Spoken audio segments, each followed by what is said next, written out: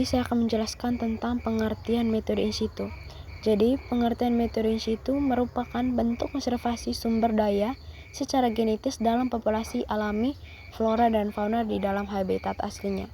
Dan di dalam metode in situ ini terbagi menjadi 3. Yang pertama adalah cagar alam.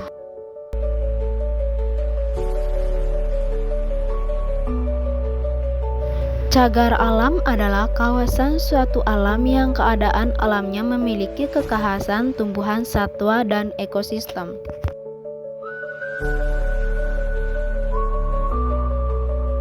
Jadi teman-teman, ada juga permasalahan dari cagar alam, yaitu kebakaran hutan yang disebabkan oleh manusia. Dari kebakaran hutan ini terjadinya kerusakan habitat flora dan fauna endemik. Cara cagar alam beradaptasi yaitu dengan cara melakukan menanam kembali atau reboisasi pada area rusak dan menjaganya.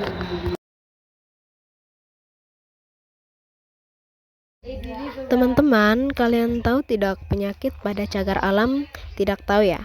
Jadi, saya akan menjelaskan penyakit yang ada di cagar alam, yaitu kutu daun, yang dapat merusak tumbuhnya daun dan menyebabkan berkaratnya daun. Jadi teman-teman, tempat tinggal cagar alam adalah di hutan mangrove yang dimana menjadi rumah bagi burung dan air, dan tidak ada campur tangan manusia dan dilindungi dan bervariasi sesuai kebutuhan masing-masing satwa atau tumbuhannya. Jadi teman-teman, makanan dari cagar alam yaitu makanan food chain yang bersumber makanan alami bagi flora dan fauna di sana, yaitu rerumputan, semak-semak, dedaunan, bunga atau biji-bijian. Jadi teman-teman, kondisi dari cagar alam sekarang adalah perubahan iklim yang dimana dampak dari perubahan iklim ini yaitu peningkatan suhu, perubahan pola hujan, dan cuaca ekstrim, dan dapat mempengaruhi kondisi ekosistem di dalam cagar alam. Jadi teman-teman, solusi dari cagar alam ini adalah pelestarian keanekaragaman hayati, yaitu dengan fokus pada pelestarian spesies langka atau terancam punah yang hidup di cagar alam melalui program konservasi spesies pengembangan genetik. Yang kedua adalah Taman Nasional. Jadi teman-teman, Taman Nasional adalah kawasan pelestarian alam yang memiliki ekosistem asli dikelola dengan sistem zonasi. Jadi permasalahan Taman Nasional sekarang yang kita ketahui adalah yang pertama itu adalah perubahan iklim, yang dimana perubahan iklim ini dapat mempengaruhi flora dan fauna dan menyebabkan perubahan habitat. Cara beradaptasi Taman Nasional dengan cara rehabilitasi hutan dan lahan yang rusak akibat kebakaran, perambahan atau penebangan liar, dan dengan cara menanam kembali spesies asli. Jadi teman-teman, ada juga penyakit dari Taman Nasional yaitu rabies. Rabies dapat menular antara hewan liar dan manusia, dan ancaman penyakit terhadap gajah liar. Jadi teman-teman, tempat tinggal Taman Nasional berupa hutan savana, sungai, danau, pegunungan, atau jenis ekosistem lain yang mendukung kehidupan mereka.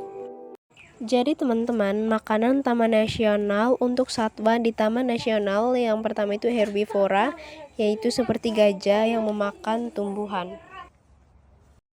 Jadi teman-teman, kondisi Taman Nasional sekarang, Taman Nasional Indonesia menghadapi tantangan besar dalam pengelolaan dan konservasi seperti penebangan liar dan kebakaran hutan.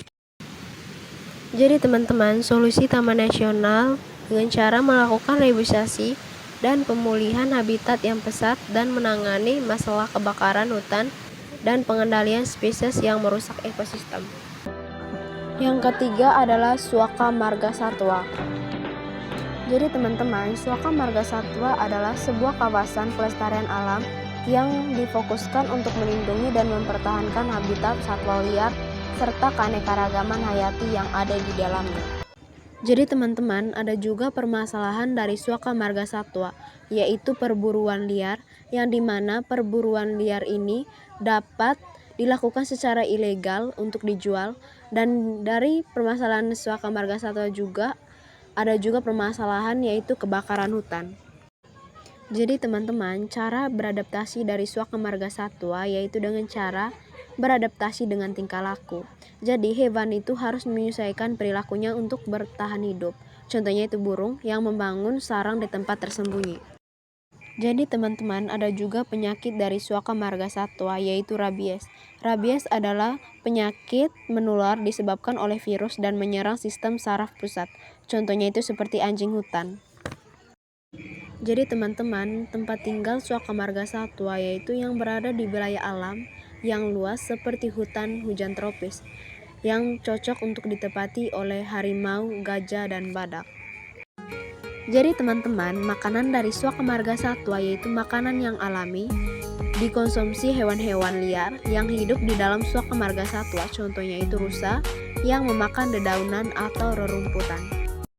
Jadi teman-teman, kondisi suaka marga satwa sekarang yaitu memiliki tantangan yaitu perambahan atau alih fungsi lahan, yaitu perubahan hutan yang menjadi kebun kelapa sawit atau aktivitas pertanian dan komersial yang menggerus tutupan hutan. Jadi teman-teman, solusi suaka marga satwa sekarang ini dengan cara lakukan penanaman pohon kembali dengan jenis lokal dan menjaga ekosistem dengan cara melibatkan pemerintah dan pelajar.